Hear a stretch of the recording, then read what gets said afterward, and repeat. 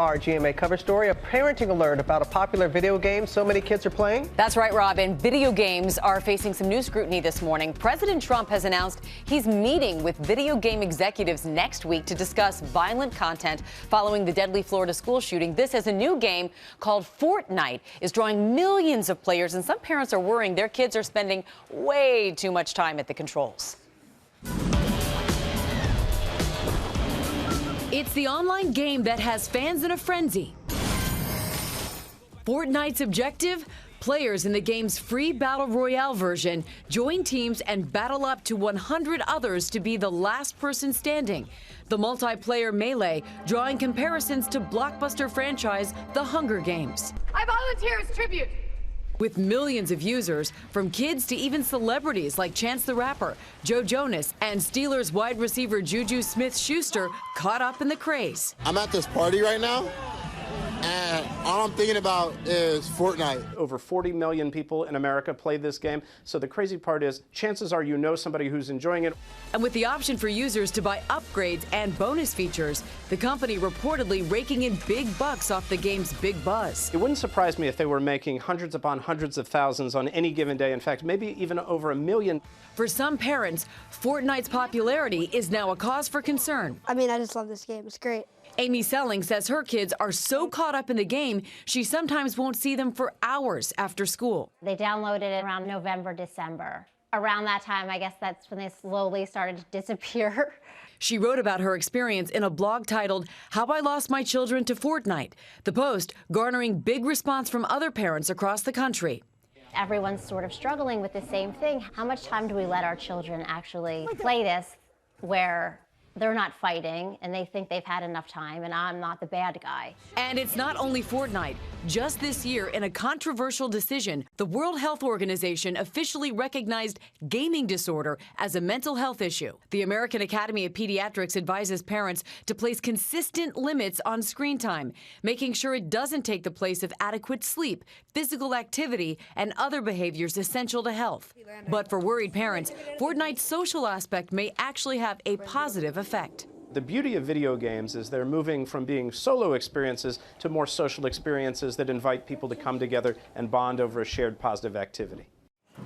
To further the discussion, let's bring in clinical and sports psychologist Dr. Jonathan Fader. And Jonathan, thank you for joining us. From a clinical perspective, what makes this game different than any other games that we've seen before, and how does it affect the brain? Listen, when you mentioned Fortnite here in the studio, there were people high-fiving. I saw a bunch of teenagers in the studio high-fiving. This is a viral game. People are so into this game, and the thing that makes Fortnite so different is it's so interactive, Michael. I mean, people can play duo as a team and really interact over the video game. It affects our pleasure centers of the brain. That's what video games do, and this one is really intense. Okay, so speaking specifically to Fortnite, how much playing time is too much time? Parents want to know, what limits do we set? Well, the American Academy of Pediatrics says if your kid is 2 to 5, it should be an hour or less a day. With teenagers, it's really about the context. How does the video game affect their activities? Does it prevent them from getting their schoolwork done? Does it prevent them from doing other social activities? You know, Homer Simpson had a great quote. To alcohol, the cause of and solution to all of life's problems. So, you know, when you think about these video games, it's like, yeah, they give kids fun, but at the same time, let's moderate. And is it hard as a parent to find that balance with your kids? It's so hard. I mean, my kids play video games, and what I do is I play with them. I want to see what they're doing. I want to get in, and I mean, some of it is just fun, but I want to be there and understand how violent it is. And also, I want to help them limit it themselves. It's a problem, too, because my kids use all of those devices for their schoolwork. And so, like, Mom, I'm doing schoolwork. So I always say you have to have a door open, and I have to hear, you can't have the headphones on, because if you hear that play happening, then you know. Because they're just behind the screen, like, I'm doing my essay, / they're doing Fortnite, right? No question. It's great cover. It's a great undercover thing. And so when you tell a kid, hey, listen, just put it on airplane mode, they can't a lot of times. A lot of their schoolwork is interactive. A lot of times they're doing research on the web. So it's really harder to limit than it used to be. So what are, if there are any benefits to playing video games?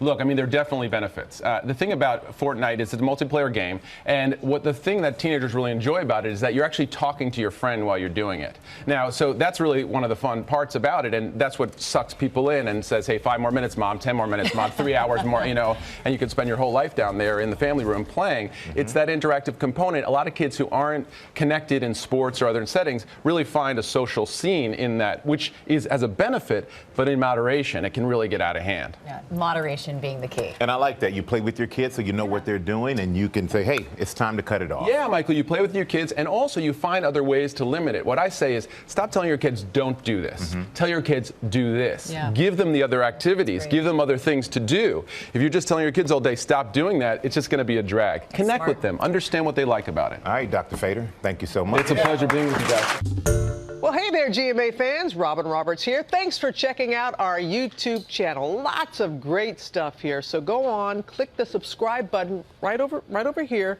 to get more of awesome videos and content from GMA every day, anytime. We thank you for watching, and we'll see you in the morning on GMA.